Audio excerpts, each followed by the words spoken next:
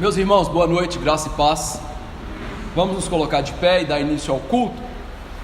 Os convido a abrir a palavra do Senhor no Salmo 34, verso 8.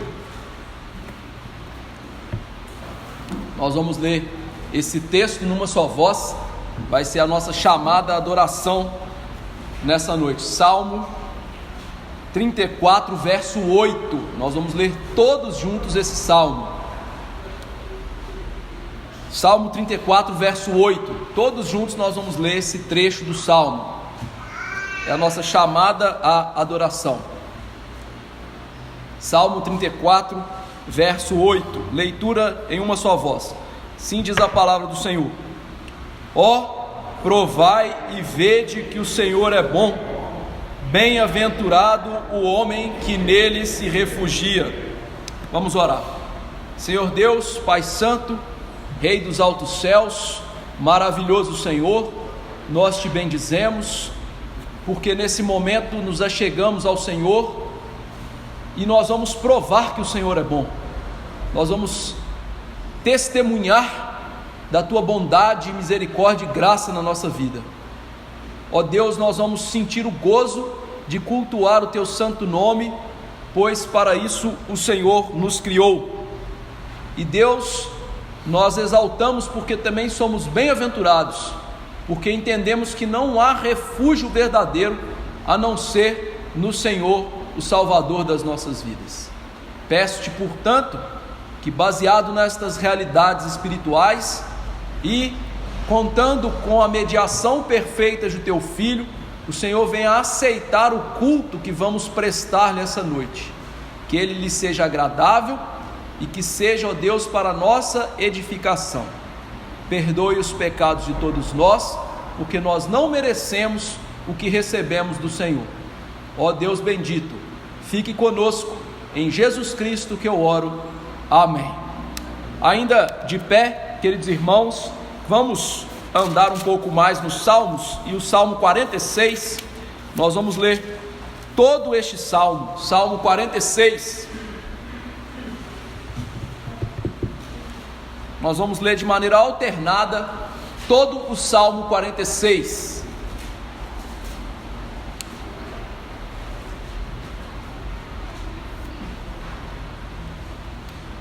Salmo 46, leitura alternada. Adorando a Deus porque Ele é o nosso defensor. Diz assim o Salmo: ao mestre de canto dos filhos de Corá, em voz de soprano, cântico: Deus é o nosso refúgio e fortaleza, socorro bem presente nas tribulações.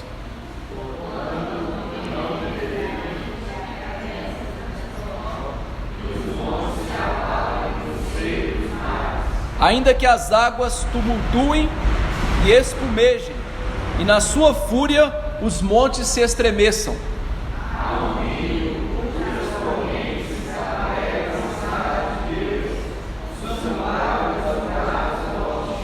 Deus está no meio dela, jamais será abalada. Deus a ajudará desde antemanhã.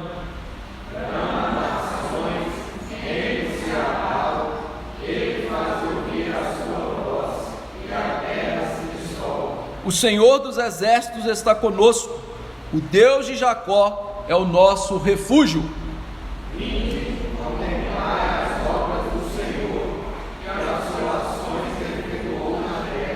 Ele põe termo à guerra até os confins do mundo, quebra o arco e despedaça a lança, queima os carros no fogo.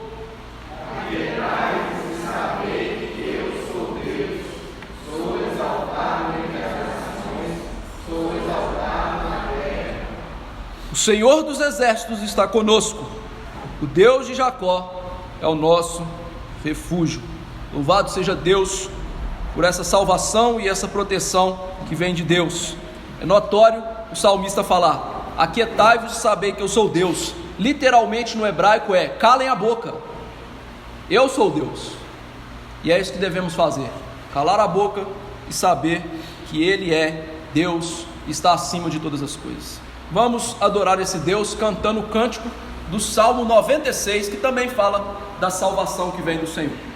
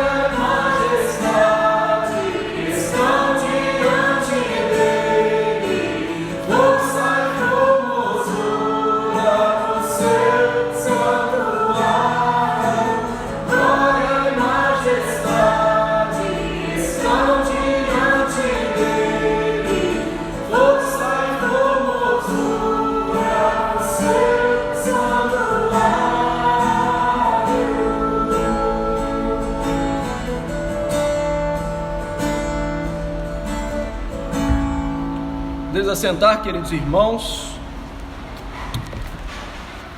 Vamos confessar os pecados, porque o dia do Senhor está chegando. Abram comigo as Escrituras no livro do profeta Amós, verso 8. Eu lerei todo o capítulo e peço aos irmãos que acompanhem a leitura deste capítulo. Amós, verso 8. Livro do profeta Amós, verso 8, ou capítulo 8. Vou ler todo o capítulo. Amós, capítulo 8. Livro do profeta Amós, capítulo 8. Lerei todo o capítulo. Peço aos irmãos que acompanhem com atenção. Diz assim: O Senhor Deus me fez ver isto. Eis aqui um cesto de frutos de verão. E perguntou: Que vês, Amós? E eu respondi: Um cesto de frutos de verão.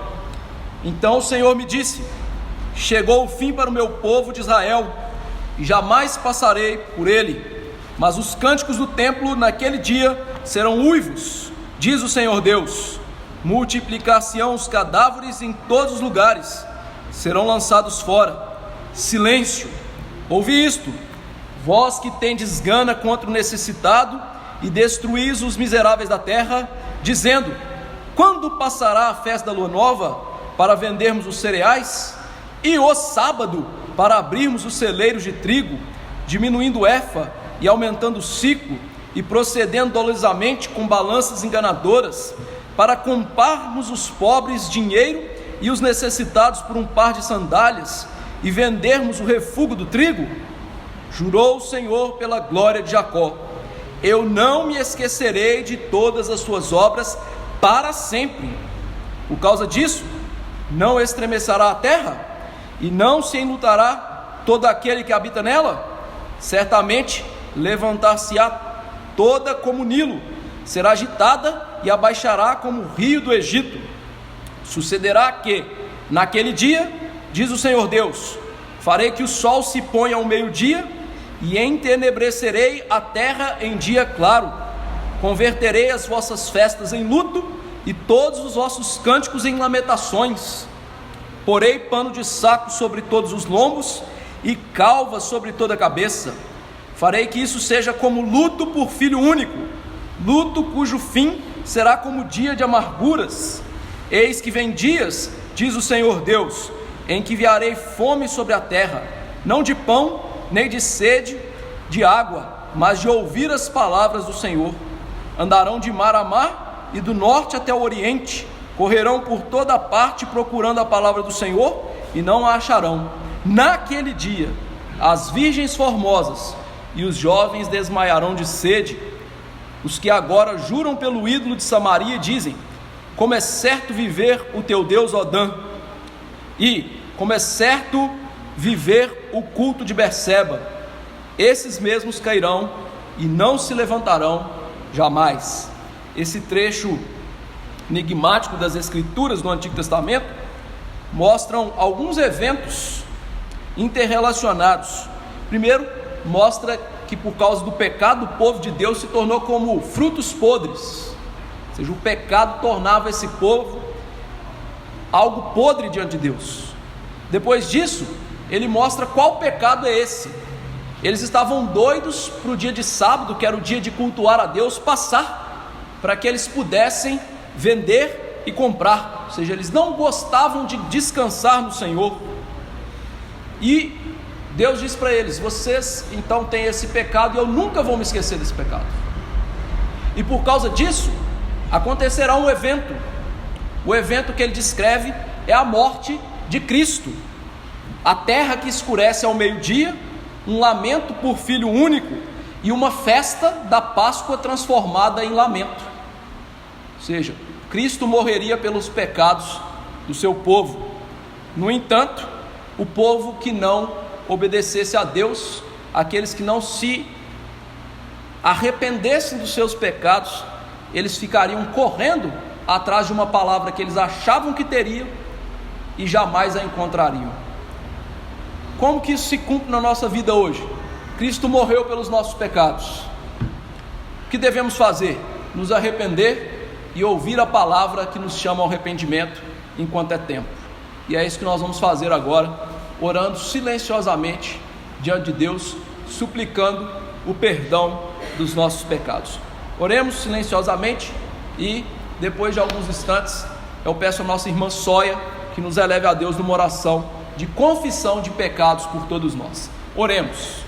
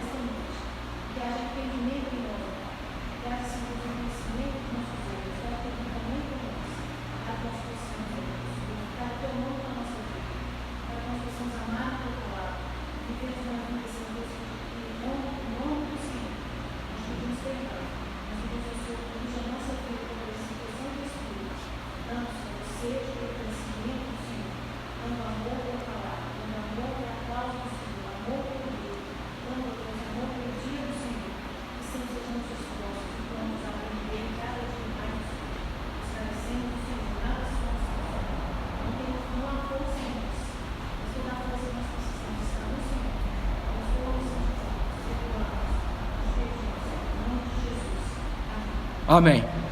Vamos louvar a Deus que protege a sua igreja em meio ao caos e à perseguição. Abramos Apocalipse 11. Nós já lemos esse texto anteriormente, mas vamos ler hoje porque ele casa muito bem com Zacarias 12, que vamos expor a partir de hoje as estrofes do cântico de Zacarias 12. Apocalipse 11, nós vamos ler de maneira alternada todo este capítulo, Apocalipse 11.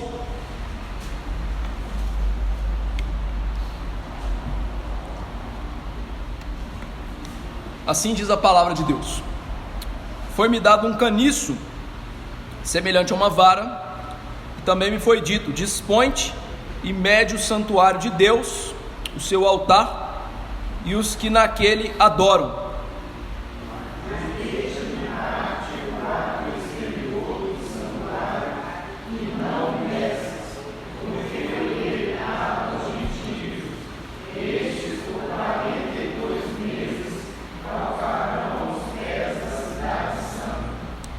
Darei às minhas testemunhas que profetizem por 1260 dias, vestidas de pano de saco. São estas as duas oliveiras e os dois candeeiros que se acham em pé diante do Senhor da terra. Se alguém pretende causar-lhes dano, sai fogo da sua boca e devora os inimigos. Sim, se alguém pretender causar-lhes dano, certamente deve morrer.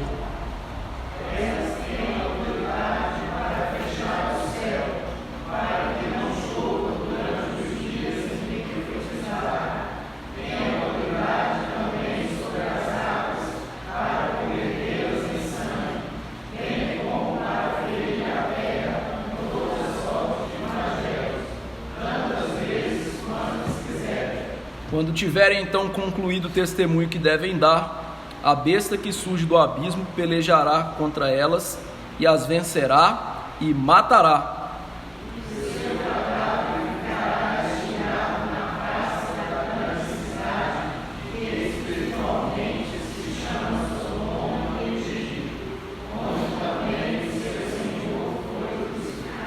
Então muitos dentre os povos, tribos, línguas e nações contemplam os cadáveres das duas testemunhas por 3 dias e meio e não permitem que esses cadáveres sejam sepultados. Se habitam sobre a terra, se alegram por causa deles, realizarão festas e enviarão presentes uns aos outros, porquanto esses dois profetas atormentaram os que moram sobre a terra. Mas depois dos 3 dias e meio, um espírito de vida, vindo da parte de Deus, neles penetrou, e eles se ergueram sobre os pés, e aqueles que os viram sobreveio grande medo. E as duas testemunhas foram aos montes do céu, dizendo: subi para aqui, e subiram ao céu numa nuvem, e os seus inimigos as alimentaram. Naquela hora houve grande terremoto, e ruiu a 10ª parte da cidade, e morreram nesse terremoto 7.000 pessoas, ao passo que as outras ficaram sobremodo aterrorizadas e deram glória ao Deus do céu. Passou o segundo raio, e eis que sem demora vem o terceiro raio. O 7º anjo tocou a trombeta e houve no céu grandes vozes dizendo: o reino do mundo se tornou de nosso Senhor e do seu Cristo, e ele reinará pelos séculos dos séculos. E os 24 anciãos que se encontram sentados no seu trono diante de Deus, prostraram-se sobre o seu rosto e adoraram a Deus, dizendo: graças te damos, Senhor Deus, Todo-Poderoso, que és e que eras, porque assumiste o teu grande poder e passaste a reinar. Chegou, porém, a colheita e o tempo determinado para serem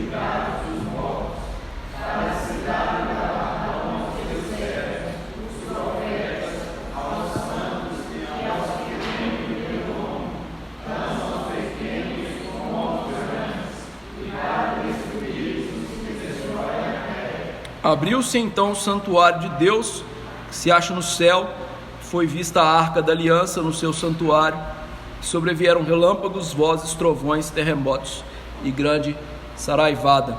Esse trecho, queridos irmãos, se cumpre na vida da igreja, que é aqui chamada de as duas testemunhas, e também é o santuário, que faz parte o altar e o átrio anterior. O átrio exterior aqui são aqueles falsos crentes junto com os gentios, são eles que perseguem a verdadeira igreja. A verdadeira igreja então prega a palavra, e isso traz morte ao mundo que não quer aceitar a palavra, que é descrito aqui através de pragas, de um céu que não dá chuvas. Mas essa igreja, as nações a cercam e ela parece que quase acaba, mas na volta de Cristo ela ressurge e vai morar com Cristo, e assim o reino de Deus se consuma. É isso que esse texto está mostrando, ou seja, o testemunho da igreja, a proteção de Deus em relação a essa igreja e a vitória da igreja naquilo que parece ser a sua derrota. Louvado seja Deus por isso. Vamos nos colocar de pé, então, cantar o hino Aflição e Paz 108, que tem a ver com essa mensagem, e aqueles que vieram preparados poderão lançar dízimos e ofertas no gasofilácio aqui à frente.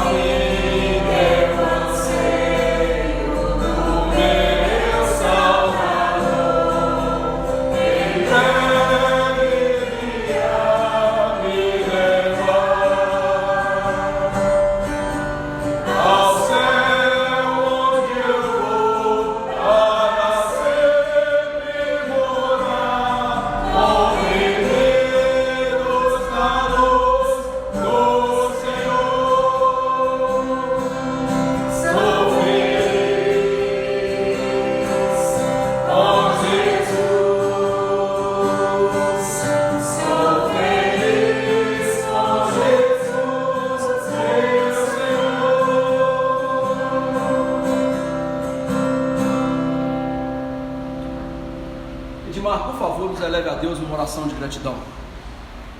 Senhor Deus, louvado é o teu nome sobre todo o céu e terra. Agradecemos ao Senhor pela oportunidade que temos de agradecer ao nome do Senhor e render glórias. Agradecemos pela oportunidade que temos de confessar os nossos pecados e receber, por intermédio do teu Filho amado, o perdão por esses.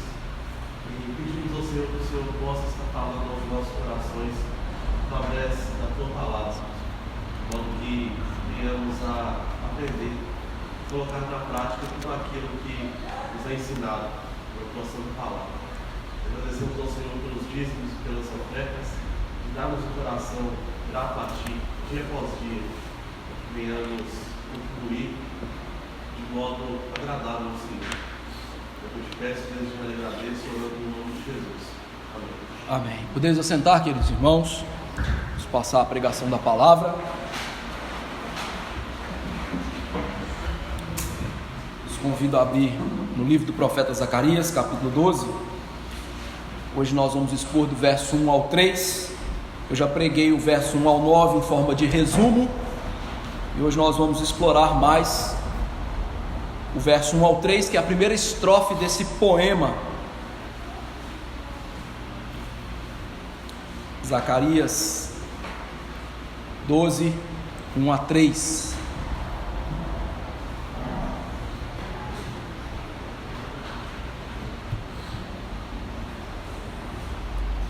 Eu lerei e peço aos irmãos que acompanhem com muita atenção a leitura desses 3 versos, que é a primeira estrofe do poema.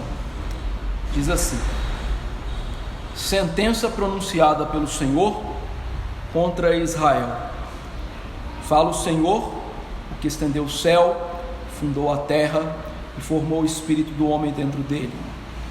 Eis que eu farei de Jerusalém um cálice de tontear para todos os povos em redor e também para Judá, durante o sítio contra Jerusalém. Naquele dia farei de Jerusalém uma pedra pesada para todos os povos, todos os que a erguerem se ferirão gravemente, e contra ela se ajuntarão todas as nações. Vamos orar.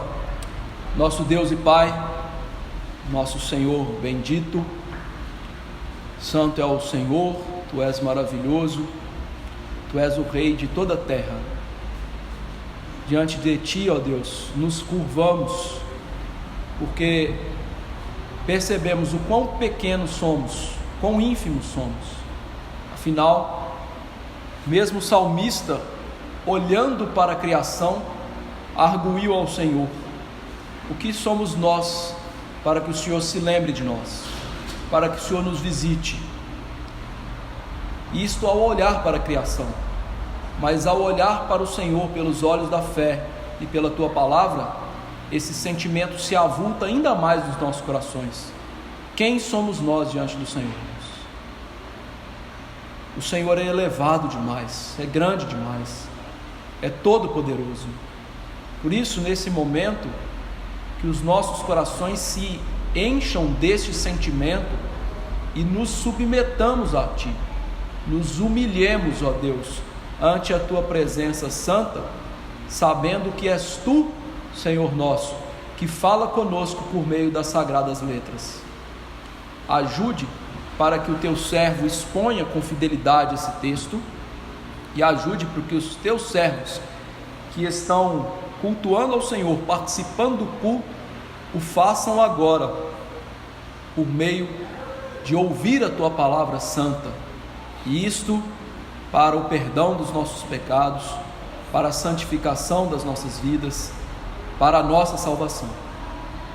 E Deus, como tudo neste mundo diz glória, que nossos corações essa noite, ao receber a Tua palavra, também possam dizer glória somente ao Senhor. Eu Te peço essas coisas e peço também que o Senhor perdoe os nossos pecados, e fazemos essa oração em nome do Senhor Jesus Cristo, o nosso Salvador. Queridos irmãos, nós já vimos o resumo desses 9 primeiros versos, e hoje eu vou focar na primeira estrofe deste poema, que vai tratar da ruína dos inimigos da igreja. Ou seja, os inimigos da igreja vão pelejar contra ela, mas isso vai ser a ruína destas pessoas. Ou seja, o que esses 3 pequenos versos nos ensinam é que a palavra de Deus, que é pesada para nós, nos mostra que pelejar contra a igreja, ir contra a igreja, é a ruína do ser humano. Porque ir contra a igreja é ir contra o próprio Senhor e Salvador Jesus Cristo, que é o Senhor da igreja. Só para que eu ilustre a você essa temática principal da primeira estrofe, você pode se lembrar quando Paulo estava indo para Damasco prender os crentes e matá-los antes da sua conversão. O Senhor Jesus aparece para ele, nós vimos isso no sermão passado sobre a ressurreição de Cristo, e o Senhor faz uma pergunta para ele: Paulo, ou Saulo, Saulo, por que me persegues? A ideia do Senhor é, quando Paulo estava perseguindo a igreja do Senhor, ele estava perseguindo o próprio Cristo. Isto era a sua ruína, isto era estar preso aos aguilhões. E esta mesma verdade está aqui apresentada nestes pequenos versos, nesses 3 versos, na primeira estrofe desse texto. Ou seja, a palavra que nos é pesada nos ensina que perseguir a igreja, ser inimigo da igreja, é a nossa ruína. Então vamos ver esta verdade. Em primeiro lugar, no verso 1, nós já vimos que a palavra do Senhor é aqui descrita como um peso para o seu povo. O profeta vai agora pregar essa nova mensagem, esta nova temática dentro do livro de Zacarias, e ele vai trazer muitas promessas de salvação, muitas promessas de consolo, de conforto para a igreja, mas ele chama essas promessas de peso. E aqui nós temos que trabalhar essa verdade em alguns pontos. Em primeiro lugar, esta palavra era um grande peso para Zacarias. Por trás da pregação verdadeira da palavra existe um grande peso para isso. Afinal, queridos irmãos, pregar a palavra é a atitude de maior responsabilidade que se pode ter nesse mundo. Pense que você é um cirurgião cardíaco e você tem que resolver problemas sérios no coração das pessoas em cirurgias muito intrincadas, muito difíceis. Errar significa matar pessoas. No entanto, a pregação ela é muito mais intrincada do que isso, porque a falsa pregação ela tem mesmo efeito desse cirurgião que erra, ela também mata pessoas. Paulo mostra, por exemplo, na carta aos Gálatas, que aquele evangelho falso que os Gálatas estavam ouvindo era para a morte deles, trazia condenação sobre eles, os tirava do caminho da graça e os colocava no caminho da perdição. A pregação, portanto, é a atividade humana de maior peso que se existe, porque os pregadores têm que ser fiéis à palavra. E nós sabemos, queridos irmãos, que Deus usa a nossa maneira de ser, entre aspas, a nossa personalidade, Ele usa isso no pregador. Portanto, há aqui uma difícil missão de ser fiel à palavra, mas também ser fiel à palavra sendo autêntico como pregador. Por isso, esta palavra era um peso para Zacarias. Além do mais, queridos irmãos, ela é um peso porque o pastor, ao pregar, ele sabe que muitos do rebanho estão sofrendo, muitos estão passando por lutas e dificuldades, e ele às vezes tem que trazer mensagens que estão de confronto, mensagens que são, entre aspas, duríssimas de se ouvir. Por isso que, em primeiro aspecto aqui, a palavra é um peso. Todos aqueles que são pregadores, eles sabem da sua responsabilidade. Todos aqueles que querem ser fiéis ao Senhor pregando a palavra, eles sabem que eles têm um poder muito grande nas mãos, o poder do Evangelho. que pode dar vida se pregado corretamente, e pode trazer morte também se pregado de maneira equivocada. Por isso, há aqui esse grande peso que todo verdadeiro pregador carrega sobre os seus lombos: o peso de ser fiel à palavra, o peso de pregar a palavra, de confrontar pecados, de apresentar à igreja aquilo que ela precisa de ouvir, mesmo que isso seja doloroso. Vou exemplificar isso para você. Quando o seu filho, seu neto, quem quer que seja, faz uma arte na sua casa, e você tem que falar duramente com ele e lhe disciplinar, né? Vim com a havaiana de pau nele, né? Para ele aprender a obedecer. É algo fácil de se fazer? Você faz isso rindo, alegria no coração? Não. Ou seja, trazer esse confronto que vem pela palavra é algo duro. Por isso, queridos irmãos, nós temos que entender que a palavra é pesada para o pregador. Hoje mesmo, um pastor lá de Belo Horizonte pediu licença da igreja por causa do peso que é ser um pastor e pregar a palavra. Isso não é algo brincadeira. Isso não é algo de somenos importância nesse mundo. A pregação da palavra é a coisa mais importante desse mundo. Em segundo lugar, a palavra é pesada para os ouvintes, porque a palavra mostra a mazela dos ouvintes, mostra quem nós somos diante de Deus. A palavra, ela nos pressiona contra a parede, mostrando-nos a nossa real identidade diante de Deus. Enquanto as pessoas gostam de nos elogiar, falar das nossas qualidades, até ser um pouquinho de ter aquele pachequismo, né? De falar de você coisas que não convém, a palavra não faz isso.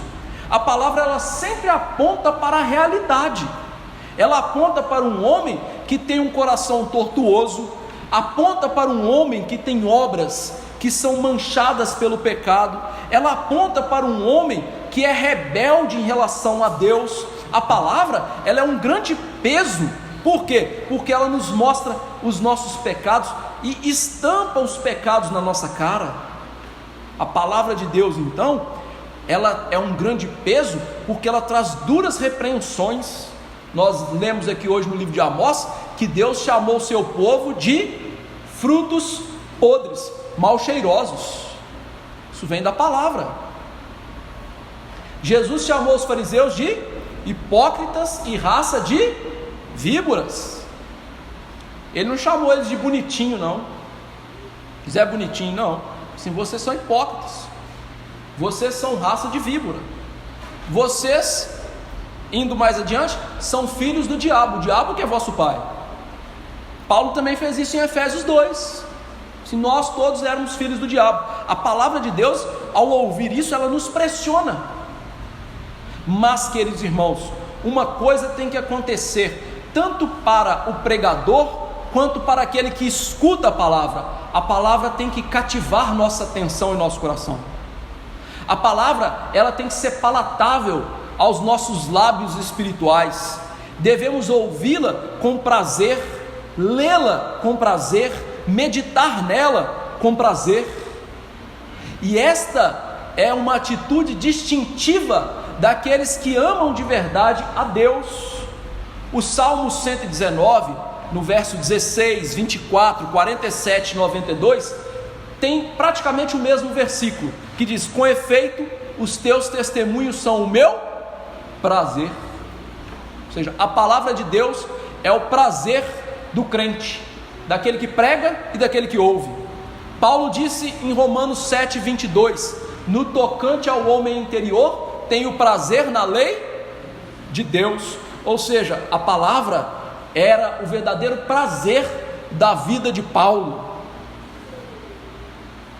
As coisas espirituais são aquelas que chamam a atenção dos verdadeiros crentes, mesmo que elas sejam pesadas, duras, mas as palavras verdadeiras de Deus, elas pulsam no coração do verdadeiro crente. Ele ouve uma repreensão e os seus olhos brilham como os olhos de Jonatas ao provar o mel da palavra. eles amam ouvir a palavra de Deus, eles não sentem tédio da palavra de Deus, o seu interesse é tê-la cercando a sua vida, permeando seus corações, os seus pensamentos, a sua fala. Eles procuram ouvir e falar a palavra de Deus, e mais, eles procuram guardar a palavra no coração para não pecar contra Deus. A palavra de Deus, disse Tiago sobre ela, nós devemos não somente ser bons ouvintes, mas operosos praticantes, porque se formos ouvintes e não praticantes, nós somos como um homem tolo que se olha no espelho e ao deixar o espelho não lembra quem ele é. Infelizmente, muitos de nós não estamos nos vendo mais no espelho, não é mesmo? Muitos de nós não têm mais prazer em ouvir a palavra. Nós olhamos hoje para as pessoas ouvindo a igreja na igreja, parece que elas estão ouvindo um podcast que estão ouvindo na Jovem Pan. Elas estão jogadas no banco, o interesse delas não está ali, elas estão pensando na conta, elas não estão colocando a cabecinha delas para pensar, mostrando o que? São falsos crentes, são pessoas que não ligam para a palavra de Deus.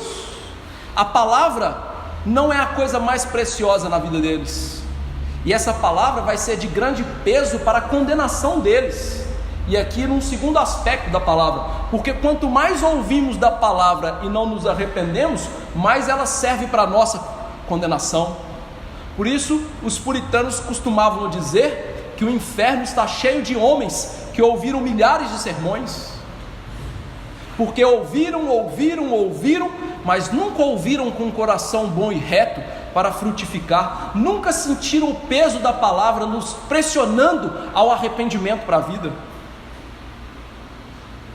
O terceiro aspecto da palavra como um peso é que a palavra profética apontava para o peso da salvação em Cristo Jesus.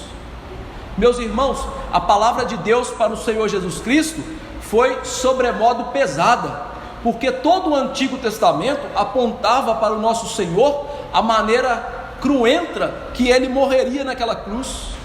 O Senhor cresceu ouvindo, estudando a palavra que falava da sua morte, mas mesmo assim o Salmo 40 diz que no coração dele estava a lei do Senhor, que no coração dele estava o prazer de cumprir a palavra do Senhor. Salmo 40 verso 9.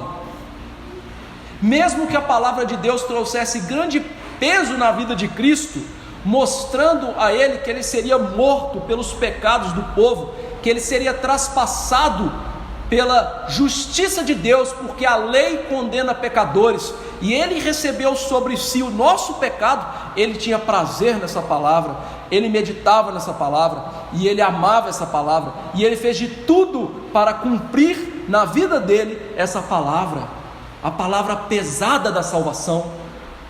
E não se engane, queridos irmãos, Jesus estava na cruz citando em todos os momentos a palavra de Deus, cumprindo a palavra de Deus. Afinal, lá pelos pecadores ele intercedeu, lá naquela cruz ele mesmo disse: Deus meu, por que me desamparaste? Citando o salmo que fala da sua morte, o Salmo 22.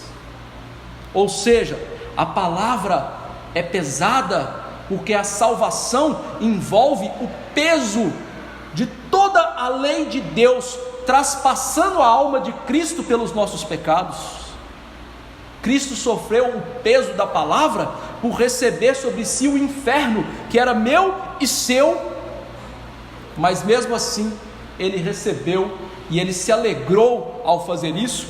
Afinal, antes de ir para aquela cruz, ele disse aos discípulos: eu desejei ansiosamente comer convosco essa Páscoa, a Páscoa que apresentava a sua morte, a espada de Deus que traspassaria sua alma. E ele disse: desejando estar aqui com vocês, cumprir a palavra. Além disso, em quarto lugar aqui, a palavra ela é pesada porque ela mostra ao crente a realidade dura da sua salvação, que o crente é chamado para ser um coparticipante dos sofrimentos de Cristo. Diz assim Pedro: pelo contrário, alegrai-vos na medida em que sois coparticipantes dos sofrimentos de Cristo, para que também na revelação da sua glória vos alegrei exultando. Mas deixa eu explicar para o irmão que quer participar do sofrimento de Cristo. O sofrimento ao qual Pedro se revela aqui, que é o peso da nossa vida, que vem pela palavra de Deus, é o peso de nós sofrermos pelo Evangelho. O sofrimento de Cristo na cruz é um sofrimento vicário, é o sofrimento do inferno. Se você quiser levá-lo sobre si, você tem que ir para o inferno. Eu não te aconselho a fazer isso. Mas se você quer viver como um crente, você tem que sentir o peso da palavra, que o leva a grandes sofrimentos. Afinal, o Evangelho é um Evangelho que traz salvação na nossa vida, mas através de muitos sofrimentos. Mais adiante Pedro fala que é com sofrimento, com dificuldade, que o justo é salvo. Por quê? Nós nos assemelhamos a Cristo. E Cristo disse certa vez: o mundo me odiou, então o mundo vai também odiar vocês. O mundo me perseguiu, o mundo vai perseguir vocês. Esse é o sofrimento de Cristo, que é o peso da palavra nas nossas vidas. Pergunta, irmão: aonde você é perseguido por causa da palavra? O que na sua vida faz com que os ímpios olhem para você sem ter um olhar amigável, mas aquele olhar: esse sujeito é crente? O que faz isso na sua vida? Ou isso não acontece na sua vida? Se isso não acontece na sua vida, tem algo muito errado na sua vida. Porque Paulo diz: todo aquele que quer viver piedosamente será bajulado, perseguido. Então, lá no seu emprego, se você não é perseguido pelos ímpios, tem uma coisa errada com você. Ou ninguém sabe que você é crente, ou você é um crente que participa das coisas dos ímpios iguais a eles. E aí, meu amigo, isso significa que você não é crente. Por quê? Porque nós somos participantes do sofrimento de Cristo. É impossível entrar no céu sem sofrer a perseguição de Cristo. É impossível ser salvo sem sentir o peso da palavra.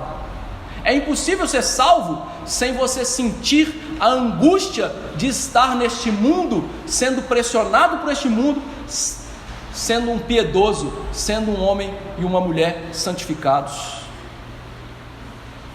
E veja que essa palavra é verdadeira, porque Deus disse quem Ele é logo em seguida. Ele diz assim: eu estendi o céu, fundei a terra, formei o espírito do homem dentro dele. Deus aqui, queridos irmãos, está provando que as promessas que vêm a seguir e aquilo que Ele está falando é completamente verdadeiro. E Deus está fazendo isso através da sua vida, de quem Ele é, dos seus atributos. Ou seja, Ele leva os seus atributos para o nosso escrutínio, como se dissesse assim: como que vocês podem saber que eu sou confiável? Bom, veja o que eu faço. O que eu faço? Bom, eu criei os céus. Tá pouco? Eu também estendi a terra. Tá pouco? Você vive por minha causa. Deus nos dá 3 provas de quem Ele é e de por que podemos acreditar nessa palavra. 3 provas que são inquestionáveis. E isso por causa da fraqueza do nosso coração, irmãos. O nosso coração, infelizmente, ao ouvir a palavra de Deus, nossa estrutura pecaminosa quer rejeitá-la, mas Deus se compadece de nós, sabendo que nós somos pó. E Deus então nos dá várias provas que não são necessárias. Por quê? Porque Ele sabe que nós somos pessoas que são duvidosas em relação a Ele. Nós colocamos dúvida em relação à sua revelação e à sua palavra. Veja que Deus mostra isso de maneira clara nas Escrituras, e eu vou usar o caso aqui de Jerubaal, mais conhecido como Gideão. Deus havia dado inúmeras provas de que ele era com Gideão, e Gideão não estava satisfeito. Então disse Deus assim: então pede provas. E aí Gideão vira e fala assim: então tá bom, Deus, vamos fazer o seguinte, eu vou colocar um pouquinho de lã aqui, e Se a lã estiver seca, beleza, eu confio no Senhor. Cai o orvalho, molha tudo e só a lãzinha que ele põe lá está seca. Jerubaal está satisfeito? Não. Senhor, só vou acreditar agora se for ao contrário. Se tiver tudo seco e a nuvinha só chover em cima da lãzinha, igual o desenho animado, né? Só chove em cima daquele personagem. E aí o que Deus faz? A mesma coisa. E mesmo assim ele vai para a guerra titubeando. E Deus tem que tirar inúmeros homens do seu exército para que a glória fosse dele, não do exército de Jerubaal. Percebe como nós somos?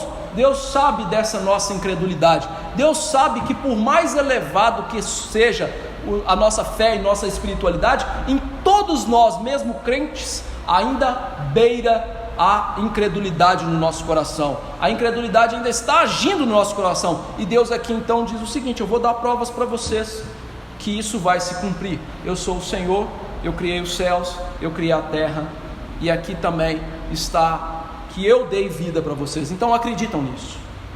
E as Escrituras nos mostram que esse tipo de provas que Deus dá, irmãos, é algo que nós devemos aceitá-las, tomá-las como certas nas nossas vidas.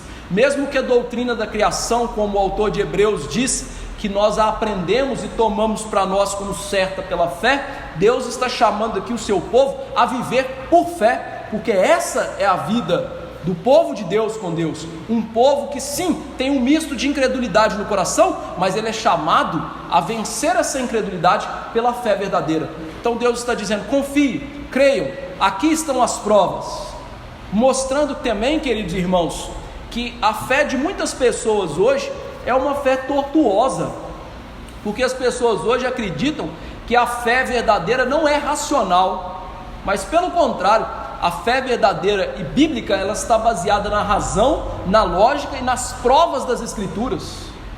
Por isso nós devemos ser estudiosos, inteirados, capciosos em relação às Escrituras, porque devemos buscar ali a fonte verdadeira da nossa fé, e ali as provas verdadeiras das promessas, da graça, da misericórdia de Deus na nossa vida.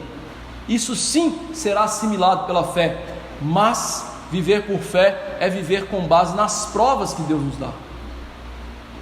Não é viver saltando no escuro como um maluco. Isso é crendice, e isso não é fé. Isso é que o mundo quer viver. O mundo é cheio de crendices, mas não com fé. Vou te provar. Por que os católicos fazem missa de sétimo dia?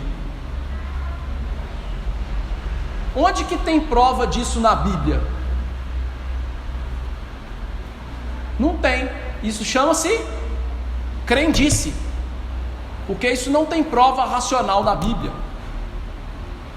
Por que os crentes hoje ficam falando assim: vai dar certo, vai dar certo, vai dar certo? E acha que esse pensamento positivo e falar que vai dar certo, as coisas vão dar certo. Isso é pensamento positivo, isso é crendice. Onde que isso está na Bíblia? Também não está.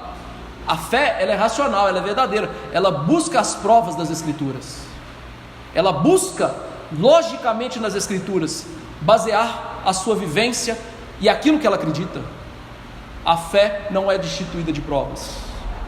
E o que Deus queria provar para esse povo? Verso 2: que ele faria de Jerusalém um cálice de tontear para todos os povos. Zacarias, além de, como eu já disse, da proteção de Deus que ele ensina nesse verso, ele está fazendo lembrança do seu povo daquilo que nós esquecemos. Nós esquecemos da verdade que Deus é a nossa cidadela, que Deus é realmente o nosso refúgio.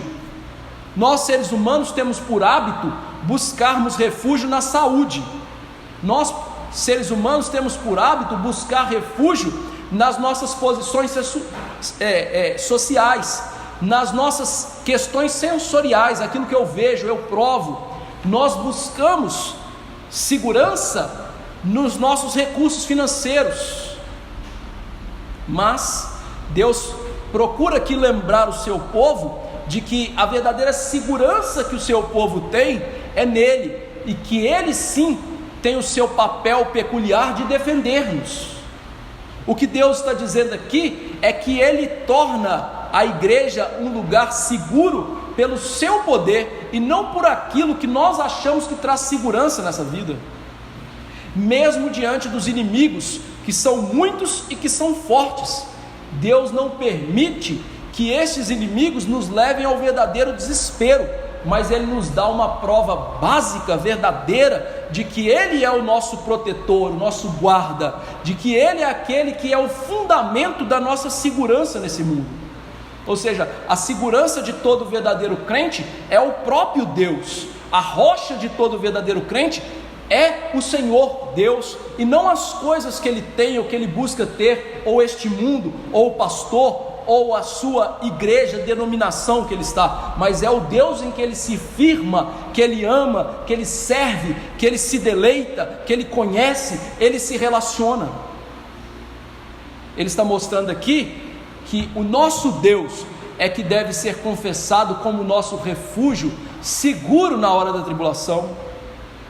E quando fazemos isso, quando somos esses crentes seguros, essa igreja que confia no Senhor, essa igreja ela se torna para os inimigos um cálice terrível de maldição.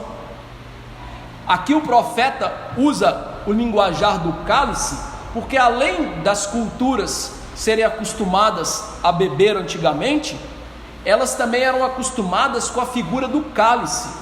A figura do cálice ela é usada na Bíblia para diversos aspectos. Por exemplo, o salmista, diante da bondade de Deus, ele diz: o que eu faço diante dos recursos da bondade de Deus para a minha vida? Ele diz: eu tomarei o cálice da salvação.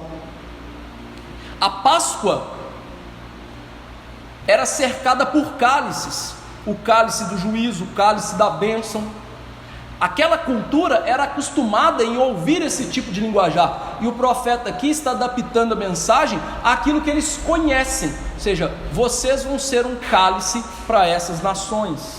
Mas aqui há algo implícito, irmãos, e muito bem dito, porque o próprio povo de Deus havia sofrido com o cálice da ira de Deus. 70 anos antes, eles haviam sofrido com o cálice da ira de Deus por não se arrependerem dos seus pecados. E agora Deus está dizendo assim: eu estou revertendo esta maldição, eu estou revertendo, agora vocês vão ser o cálice. Vocês já tomaram o cálice, agora vocês vão ser o cálice que essas nações vão tomar. Vou te ilustrar isso aqui muito bem, você vai entender com algo do nosso cotidiano, igual o profeta fez. Imagine que você esteja com muita sede, e o seu inimigo, seja um cálice de Coca-Cola, 500 ml daquela Coca-Cola geladinha, no deserto, daquelas de garrafinha, que ainda tem o gosto da Coca-Cola original. E aí você olha para aquilo e fala assim: oba, vou matar minha sede, vou me esbaldar. É o seu inimigo. E aí você pega aquela Coca-Cola e toma, mas aquilo é o seu veneno, você morre. O profeta está usando esta figura, que quando a igreja confia em Deus, ela se torna um cálice de veneno para os povos, mostrando, irmãos, uma peculiaridade da igreja que é pouco pregada nos nossos dias. Os pregadores gostam de salientar da igreja como uma bênção para as nações, e de fato a igreja é uma bênção para as nações. A igreja espalha o evangelho da salvação. Não há salvação fora da igreja verdadeira. A igreja, como os teólogos reformados costumavam chamar, é a mater fidelium, ou seja, é a mãe dos crentes. Ou seja, Deus gera os crentes pelo evangelho usando a igreja, os seus servos, o corpo genuíno e verdadeiro de Jesus Cristo. E esta é uma verdade belíssima, maravilhosa das Escrituras, que a nossa igreja e as outras igrejas têm que ser uma bênção aonde elas estão. Sim, temos que ser uma bênção. No entanto, esta igreja que é uma bênção onde ela está, ela é uma bênção quando as pessoas ouvem a palavra de Deus. Quando as pessoas ouvem as Escrituras e a mensagem salvífica e se arrependem ouvindo essa mensagem salvífica. A igreja está ali no meio dos inimigos, Deus é o seu rochedo, Deus a reveste de força, ela é uma bênção pregando a palavra, mas diante da impenitência dos homens, ela se torna uma maldição no meio dos homens, porque o instrumento de salvação que Deus usa é o instrumento também de destruição ou de condenação que Deus usa. E aqui a igreja, ela carrega um pouco de si a natureza da palavra de Deus, porque a palavra de Deus, curiosamente, é este instrumento de salvação e condenação. Até mesmo a presença de Jesus fisicamente em Israel se tornou uma bênção e uma maldição para aquele povo. Uma bênção para aqueles que ouviam com ouvidos bons e retos, recebidos do Espírito Santo, e se humilhavam e amavam o Senhor Jesus Cristo. Mas uma maldição para, por exemplo, Betsaída, Corazim, que o Senhor disse que haveria maior rigor para elas do que para Sodoma e Gomorra, porque elas não receberam o Senhor. Até o próprio Senhor e a sua pregação se tornou no meio daquele povo uma maldição. Significando o quê? Que quando nós não seguimos a palavra de Deus, a palavra, a igreja, as coisas espirituais, elas se tornam malditas nas nossas vidas. E não só isso, todas as demais coisas. E aqui eu evoco o profeta Malaquias, que foi voz de Deus cerca de quase 100 anos aqui depois do profeta Zacarias, em que Deus disse que porque eles cultuavam a Deus de uma maneira que Ele não mandou, Ele disse assim: eu amaldiçoo as bênçãos de vocês. Ou seja, aquilo que era bênção de Deus na vida deles, porque eles não viviam a palavra e não se arrependiam, se tornou na vida deles uma maldição. Então os sacerdotes levantavam a voz e abençoavam o povo, e eles saíam do culto amaldiçoados. Os filhos que eles tinham era uma maldição na vida deles, as esposas que eles tinham, os recursos financeiros que eles tinham.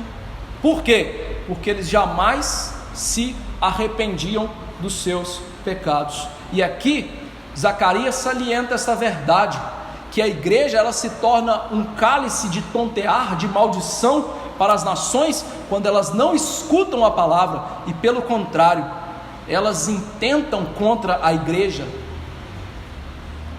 Paulo, ao ver esse grande mistério em 2 Coríntios 3, 4 e 5, que nós já lemos no sermão passado, que fala do cheiro de morte para a morte, que é a igreja em meio aos ímpios, ele chega a uma conclusão: já que a igreja ela é um cheiro de morte no meio dos ímpios, quem é suficiente para essas coisas?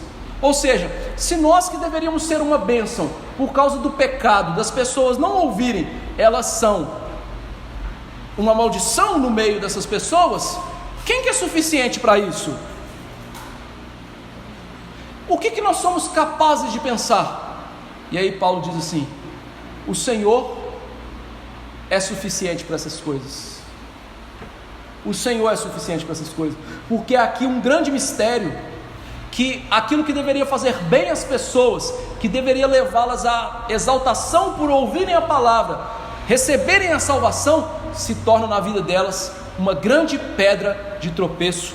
E é isso que o Senhor Jesus Cristo aplica a si mesmo e à igreja. A igreja, sim, é uma pedra de tropeço para os ímpios. A igreja é um cheiro de velório para os ímpios, para aqueles que não se arrependem. E aí, irmãos, eu quero aplicar isso numa realidade hoje terrível em meio às igrejas, que é aquela história de pessoas que são amigas do Evangelho. O que é a pessoa que é amiga do Evangelho? Ela nunca se afilia a uma igreja e fala assim: eu quero ser membro dessa igreja, eu quero participar dos benefícios espirituais dessa igreja. Mas ela ouve pregação na internet, ela ouve pregação da igreja, ela frequenta as programações da igreja, mais ou menos, mas ela faz isso. O que a igreja está sendo na vida dessa pessoa? Um verdadeiro cálice de matar, porque ela nunca e entende que ela tem que ser parte do corpo visível de Jesus Cristo para ser um verdadeiro crente. Pastor, a Bíblia não diz isso. Não. Convido você a abrir a palavra do Senhor em Hebreus capítulo 10.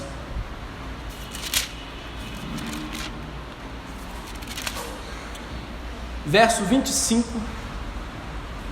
26 e 27.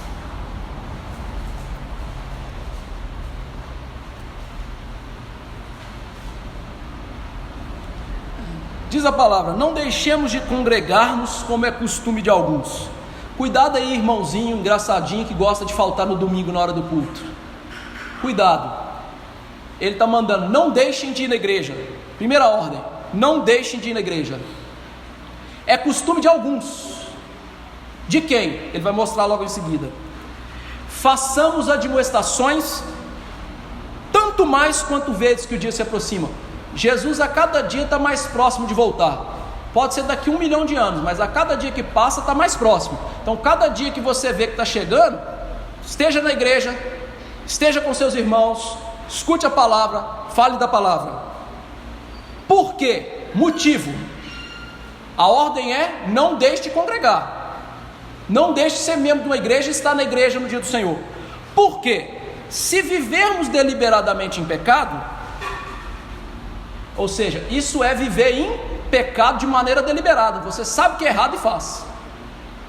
Depois de termos recebido o pleno conhecimento da verdade, ou seja, você sabe que você tem que fazer isso, você agora sabe que você tem que fazer isso, já não resta sacrifício pelos pecados. Pelo contrário, certa expectação horrível de juízo e fogo vingador prestes a consumir os adversários. Sabe o que ele está falando? Sabe essas pessoas aí que o pastor acabou de falar? Amigas do evangelho, desigrejadas, pessoas que não gostam de frequentar a igreja no dia do Senhor. Sabe o que está acontecendo com essas pessoas? Ele está falando assim, elas estão contando os dias para receber o inferno. É isso que ele está dizendo. Elas estão vivendo deliberadamente em pecado. Talvez você não acredite. Arrisque a viver assim. Vamos ver se você é doido o suficiente para lançar sua alma eterna no inferno. Talvez seja tão cego que vai fazer isso com prazer.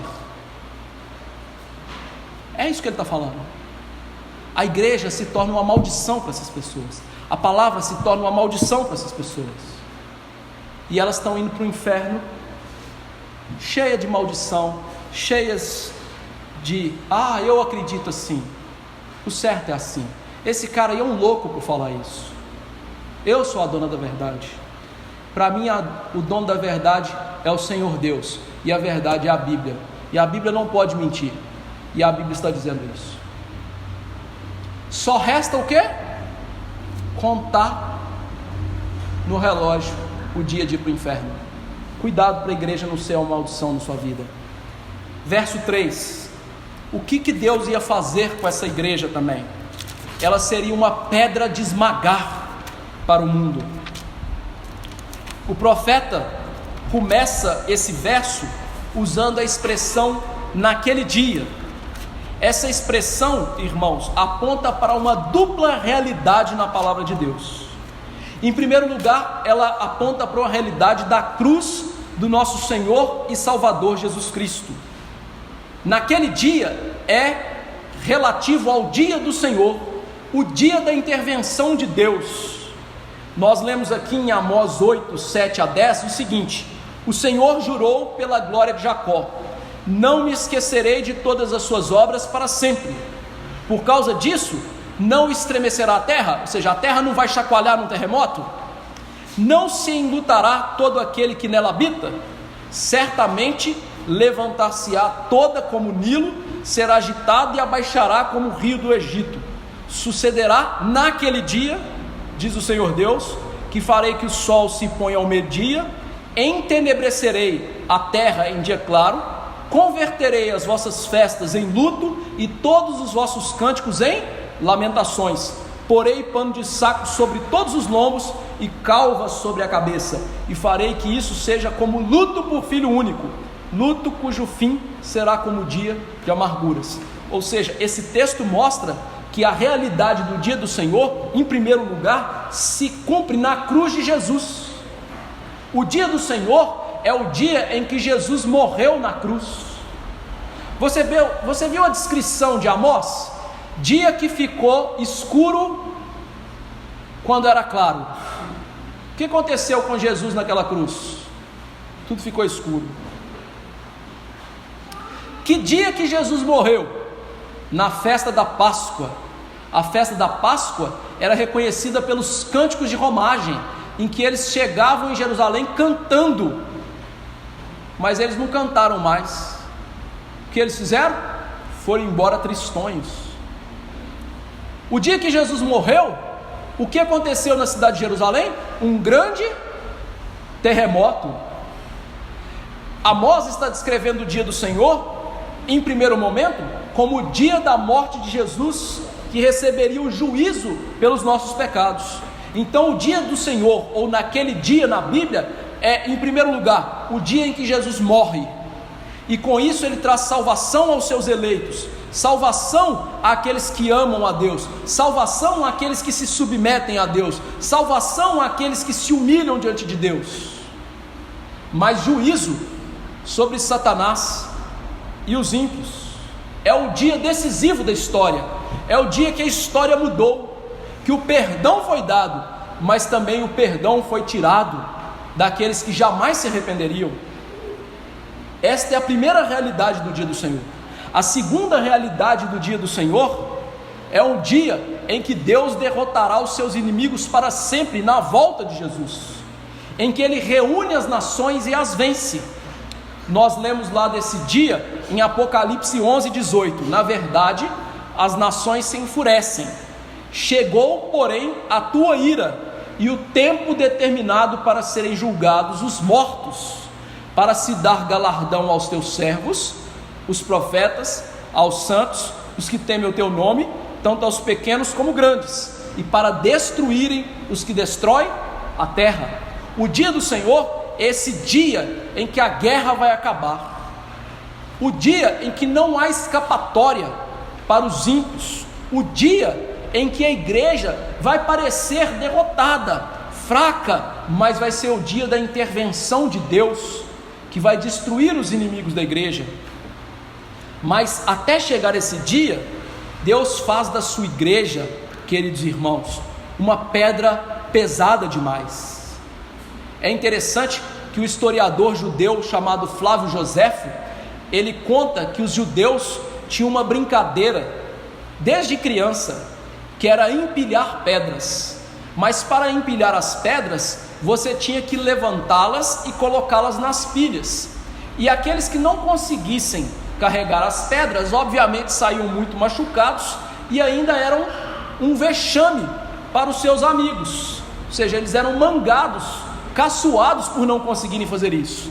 É esta figura judaica que está aqui por trás deste verso 3. Agora, quem está levantando a pedra são os ímpios, a pedra é a igreja, só que, pela ação de Deus, essa igreja se torna uma pedra pesada demais para os ímpios levantarem. Eles não conseguem destruir a igreja, ainda que conspirem, ainda que façam de tudo para derrubá-la, ainda que eles pensem na igreja como um instrumento fraco, vil, débil e que pode ser destruído, eles não conseguem, mostrando que a ação de Deus está com o seu povo, e que a ação de Deus com o seu povo em todos os tempos tem uma característica belíssima que os salmistas notaram. É a característica de que a justiça de Deus é retributiva, ou seja, aquilo que a gente intenta contra Deus por meio da sua igreja, dos seus eleitos, aquilo recai na nossa vida. Salmo 7 diz o seguinte: eis que o ímpio está com dores de iniquidade. A ideia aqui é, o ímpio dá a luz ao pecado. O que o ímpio faz? Só peca, e ele sente dor espiritual, claro, não no sentido verdadeiro, metafórico, por dar a luz ao pecado. Concebeu a malícia e deu à luz a mentira. Mas, vem o mas, abre e aprofunda uma cova, e cai nesse poço que faz. A sua malícia lhe recai sobre a cabeça, e sobre a própria mioleira desce a sua violência. O salmista está dizendo assim: aquilo que esses ímpios intentam contra mim, contra Deus, acontece com eles. Mais adiante, no Salmo 9, diz o seguinte: afundam-se as nações, na cova que fizeram, no laço que esconderam, prendeu-lhes os pés. Faz-se conhecido o Senhor pelo juízo que executa. Enlaçado está o ímpio nas obras das suas próprias mãos. Os perversos serão lançados no inferno, e todas as nações se esquecem de Deus. Vê se não é igualzinho Zacarias 12:3. As nações recebem aquilo que elas fazem, e o que elas recebem? O inferno. Profeticamente, Davi estava falando sobre essa realidade da justiça retributiva de Deus. Ou seja, aqueles que intentam contra a igreja, contra os eleitos de Deus, contra a propriedade exclusiva de Deus, a predileta de Deus, que é a sua igreja, eles recebem em si mesmos as punições por aquilo que eles fazem. Deus os retribui, Deus os julga na mesma medida. Isso porque, irmãos, Deus é o protetor da sua igreja. Mais uma vez eu vou usar os Salmos. Salmo 87 diz: fundada por eles sobre os montes santos. Ele está falando de Sião, de Jerusalém, a igreja. O Senhor ama as portas de Sião, mais do que todas as habitações de Jacó. Gloriosas coisas se tem dito de ti, ó cidade de Deus. Salmo 46, que nós lemos aqui. Deus está no meio dessa cidade, ela jamais será abalada. Deus a ajuda desde de manhã. As nações bramam, os reinos se abalam. Deus faz ouvir a voz e dissolve tudo. Por quê? Porque o Senhor dos exércitos está conosco. O Senhor é o nosso refúgio. Por isso o salmista diz: vem, contemplem o que Deus fez. Assolações. Ele põe termo à guerra, ele acaba com a guerra, ele despedaça a lança, ele queima os carros. E o salmista nos dá uma ordem: então calem a boca, o Senhor é Deus. Por que Deus faz isso? Porque Ele ama a sua igreja, porque Ele é o protetor da sua igreja. A sua igreja é o seu templo, a sua igreja é a sua noiva, a sua igreja é o que há de mais precioso para Deus nesse mundo. O que Deus se importa de maneira mais preciosa nesse mundo é a sua igreja. E Deus, irmãos, Ele trata a igreja de uma maneira um tanto quanto peculiar, porque Deus ordena as perseguições à igreja, Deus ordena as dificuldades da igreja, para que isso seja o pecado dos ímpios, e isso seja a destruição dos ímpios. Deus ama o seu povo de tal maneira, que Deus usa o seu povo da maneira mais débil possível, ou seja, Ele vence pela perseguição, pela dor, pela luta do seu povo, porque a tarefa de destruir a igreja, ela é tão grandiosa, porque é a tarefa de destruir Deus, e nós sabemos que nada pode destruir o nosso Senhor. Por isso o profeta diz aqui no verso 3, que todas as nações se ajuntam contra Deus, mas elas não são párias para Deus. A palavra de Deus, irmãos, ela é maravilhosa em descrever a sua igreja como cordeiro, ou cordeiros em meio aos lobos, cordeiros protegidos por Deus, cordeiros que passam por aflição, mas podem ter bom ânimo, porque Jesus venceu esse mundo tenebroso. A realidade cristã demonstrada aqui é: a vida dos crentes não é um mar de rosas, mas a vida dos crentes é um mar tempestuoso, em que Cristo está naquele barco, e Cristo está protegendo cada um daqueles marinheiros que lá estão, mesmo que os inimigos estejam à volta, mesmo que os inimigos persigam e queiram nos matar. já que eu usei essa figura náutica, vocês lembram quando Jesus estava dormindo no barco e os apóstolos acordaram o Senhor com medo de morrer?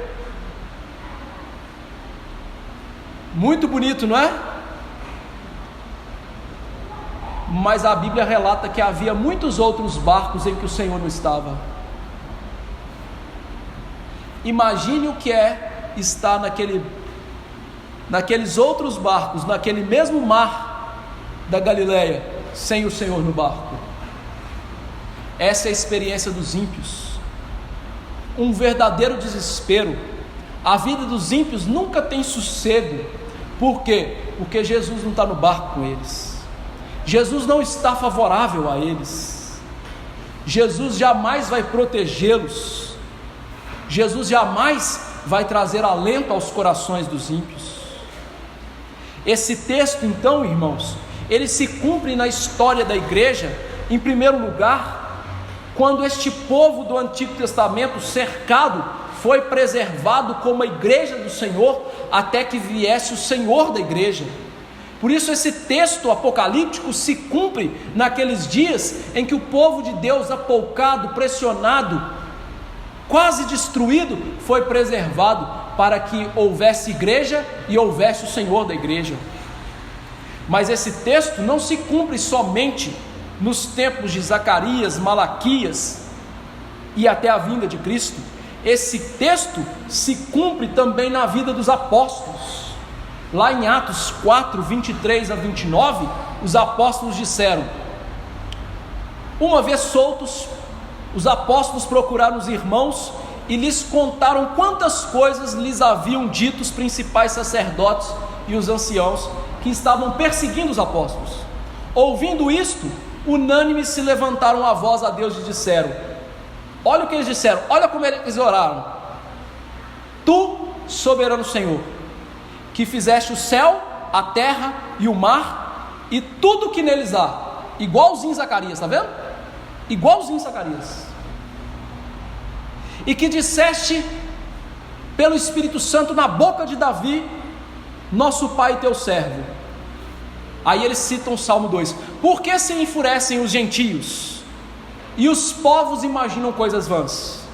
Levantaram-se os reis da terra e as autoridades a uma contra o Senhor e contra o seu ungido, porque verdadeiramente se ajuntaram nessa cidade contra o teu santo servo Jesus, o qual ungiste. Herodes, Pôncio Pilatos, com gentios e gente de Israel, para fazerem tudo o que a tua mão e o teu propósito determinaram. Agora, Senhor, olha para as ameaças que eles nos fazem e concede aos teus servos que anunciem com intrepidez a palavra. Pedro fez o quê? Ele aplicou a realidade do Salmo, que é a mesma realidade de Zacarias, à vida da igreja. O mundo nos persegue, as nações nos perseguem, elas perseguiram o Senhor, mas Senhor, o Senhor está conosco, então nos dê graça de anunciar a palavra, pregar a palavra. Cercados pelos ímpios, eles foram protegidos pelo Senhor para pregar a palavra. E essa realidade se cumpre na igreja hoje e em todos os tempos, até a volta do Senhor Jesus Cristo. Ele jamais vai deixar a sua igreja ser destruída, mas Ele sempre vai cercá-la com as suas poderosas asas, fazendo dela um refúgio verdadeiro para os crentes e fazendo-a intrépida para pregar a palavra, como as duas testemunhas de Apocalipse 11 que nós lemos. Mas um dia, as nações todas se ajuntarão a uma contra a igreja do Senhor, e aí vai ser o dia da vitória final, ao qual Zacarias está falando.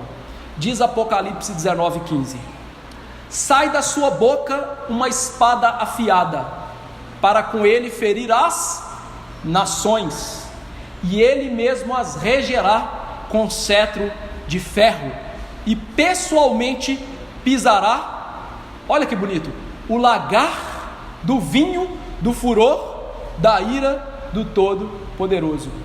A igreja não vai ser o vinho de derrota para os ímpios? João está falando assim: pois bem, no dia que Jesus voltar, ele vai destruir as nações da terra. E isso vai ser como pisar o vinho. Igualzinhos. Mesma figura usada por Zacarias. Esse dia vai chegar. Por isso, irmãos, prepare-se por esse dia. Olhe para esse dia pela fé. Hoje, entenda quem são os nossos inimigos. Primeira aplicação: quem é o seu verdadeiro inimigo? Sabe, os crentes de hoje acham que o verdadeiro inimigo é aquela pessoa lá no trabalho que persegue ela, que dá trabalho para ela, que é aquele vizinho chato, né? Que liga o som com aquelas músicas chatas lá no domingo de manhã, na hora que ele está fazendo o culto doméstico. Não são os nossos inimigos de verdade. Paulo mostrou que o nosso verdadeiro inimigo é Satanás e suas hostes, e que ele usa esse mundo, e aqui eu não estou falando do cosmos, da criação, mas esse sistema maligno para nos prejudicar. Esse é o nosso verdadeiro inimigo. Então o verdadeiro inimigo que nós temos é o diabo e os seus anjos, e ele luta conosco através do mundanismo. É quando você é chamado a adquirir o modo de vida dos ímpios. Vou dar um exemplo. Já viu que tem mulher que se diz crente e veste, né, com, tomara que caia, peitinho aparecendo, short com bumbum aparecendo?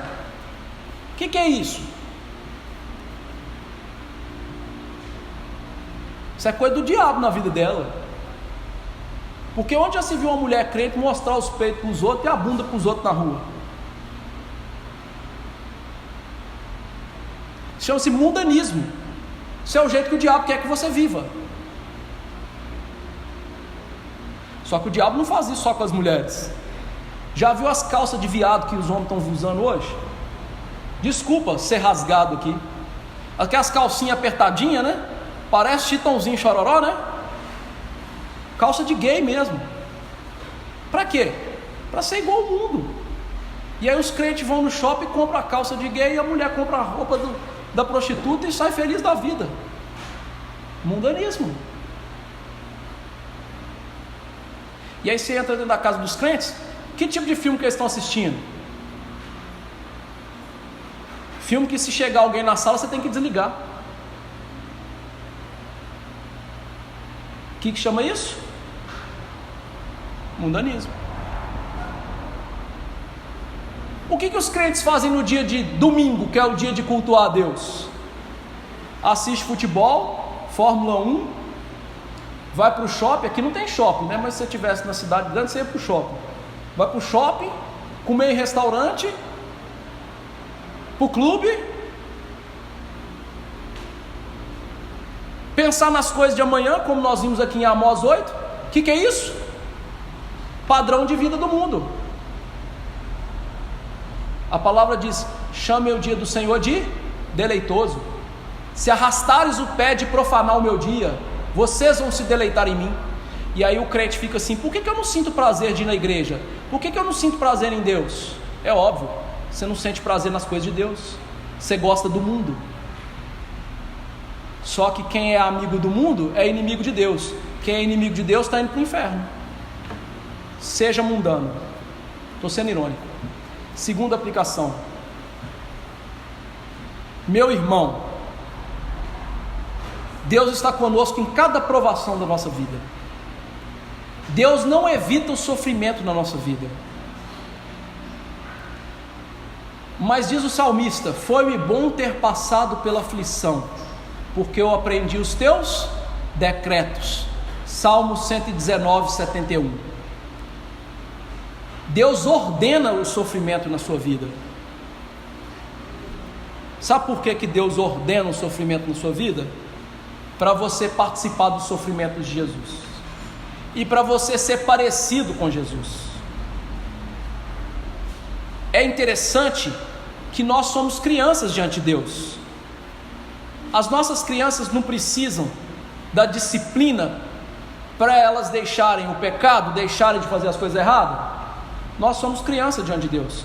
Como é que você acha que Deus nos corrige? Com a vara. Só que a vara de Deus na nossa vida é sofrimento. Mas isso não significa que Deus não se importa conosco. Pelo contrário, Ele se importa conosco. O sofrimento é a maneira dele mostrar que Ele se importa conosco. Mas nesse sofrimento, as mãos fortes de Deus não permitem que deixemos o caminho da paz.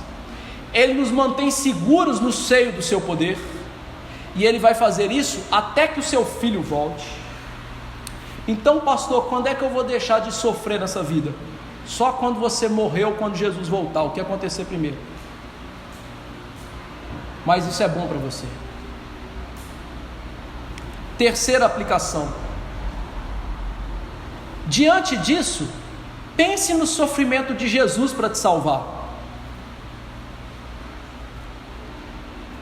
Meu irmão, nós somos murmuradores, não somos? Qualquer coisinha na nossa vida a gente já começa a reclamar, não reclama? Qual foi a reclamação de Jesus ir para a cruz e receber a ira de Deus no seu lugar? Me mostre uma. Não teve. Jesus não foi como nós. Jesus não ficou reclamando de Deus: oh Deus, eu não quero sofrer não, está ruim demais esse negócio de salvar esse povo. Mas pense na ira que ele sofreu. O seu sofrimento, meu amigo, não chega aos pés da ira de Deus sobre Jesus. A ira de Deus sobre Jesus foi algo que nós não podemos aquilatar. E isso é maravilhoso. Pense nisso, medite nisso todos os dias. Pense, como Jesus pôde escolher uma vida de sofrimentos, um cálice da ira de Deus, para que eu tivesse a alegria do céu. E agora, pense uma coisa: se você tivesse o poder de escolher uma vida cheia de alegrias, com uma eternidade de sofrimentos, ou uma vida de sofrimento junto com alegria e uma eternidade no céu com Jesus, o que você gostaria? O que é melhor? Quarta aplicação. Amados, eu e você, nós estamos em guerra contra esse mundo. Não com a natureza, não com as pessoas, não é isso. O mundo é um sistema maligno de pensamentos e ações que quer nos dominar e levar para longe de Deus. O mundo quer nos fazer acreditar que a Bíblia não é verdadeira.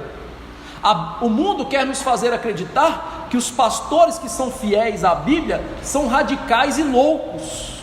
O mundo quer que você acredite que seu pecado não é tão grave, que o seu pecado é pequenininho e que ele não merece o inferno, e que portanto você pode ceder aqui e acolá e ainda estar bem com Deus. Não permite que o mundo te engane e te domine.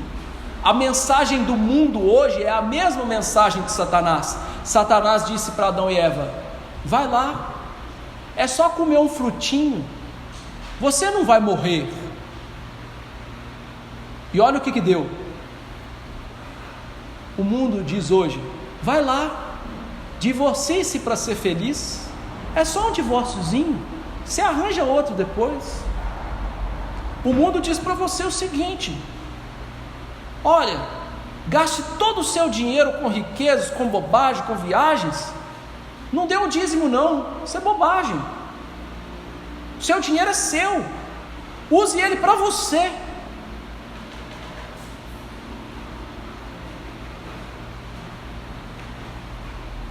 É isso que o mundo diz. O mundo diz para você orar, ler a Bíblia. O YouTube é muito mais legal. O Netflix é tão chique.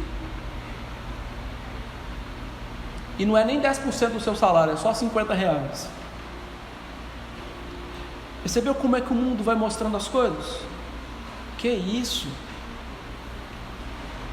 Esse tal de dia do Senhor, isso é besteira. Dia de domingo a gente não pode ficar fazendo as coisas que a gente quer? Quem é Deus para nos falar o que a gente pode fazer? O mundo vai te falando essas coisas. Não acredito nelas. Quinta aplicação. Meus irmãos, quando nós virmos uma igreja fraca, abalada, se entristeça, mas não perca a esperança.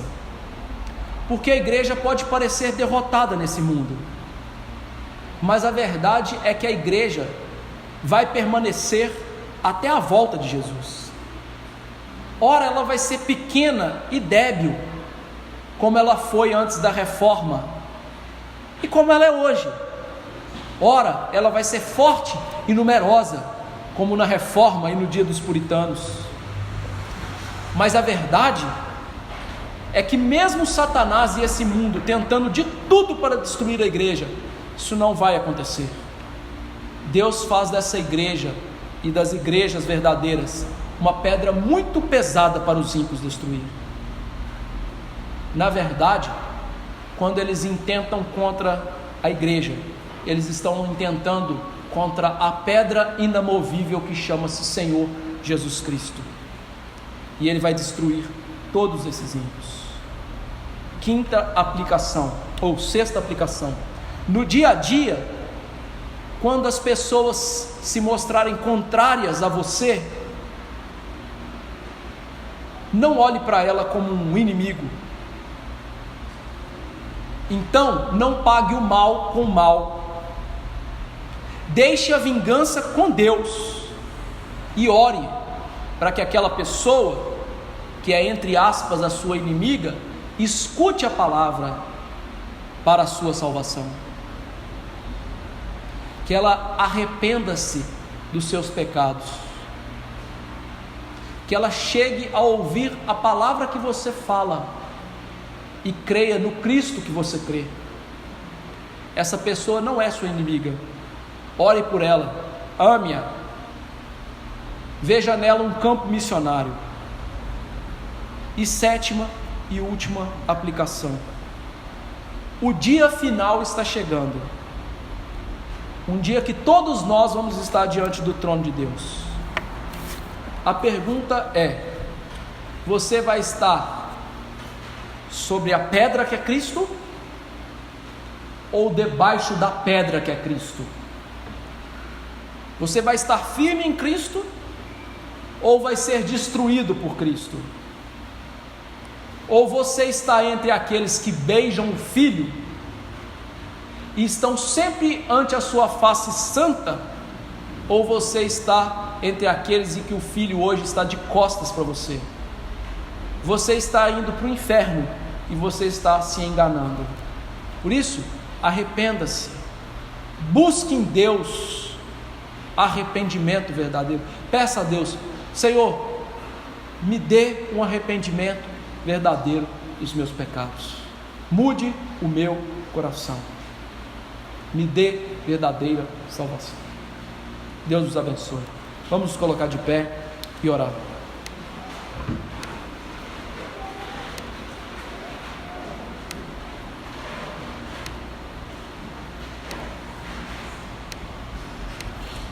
Senhor Deus, louvado seja o teu santo nome. Te agradeço pela tua santa palavra, agradeço pelo poder do Evangelho para a nossa salvação, e peço a Deus que o Senhor aplique essa palavra para a nossa vida, para a nossa salvação.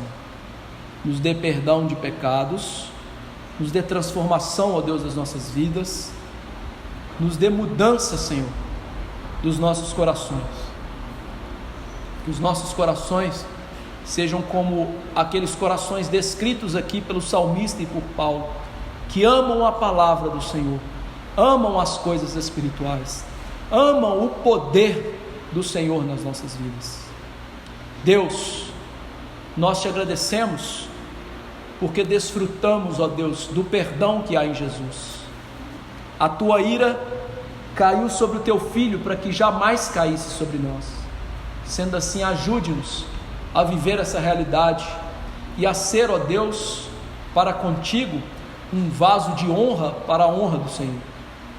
Que nós sejamos uma bênção na vida daqueles que são salvos, lhes ensinando e pregando a salvação. E que nós, ó Deus, tenhamos esse cheiro verdadeiro de morte para aqueles que se perdem. Quantas igrejas hoje não têm cheiro nenhum, Senhor? Nem cheiram vida, porque não pregam, e nem cheiram a morte, porque elas mesmas estão mortas. Tenha misericórdia da nossa igreja. Faça da nossa congregação uma igreja de verdade, piedosa, santa, humilhada diante do Senhor. Uma igreja que é uma pedra pesada demais para os nossos inimigos. E ajude-nos com trabalhadores para essa obra. Homens, famílias, mulheres, crianças que queiram viver a Tua palavra, se importam com a Tua palavra e amam de verdade ao Senhor e Salvador das nossas vidas, Jesus Cristo. Abençoe a Tua igreja, Senhor.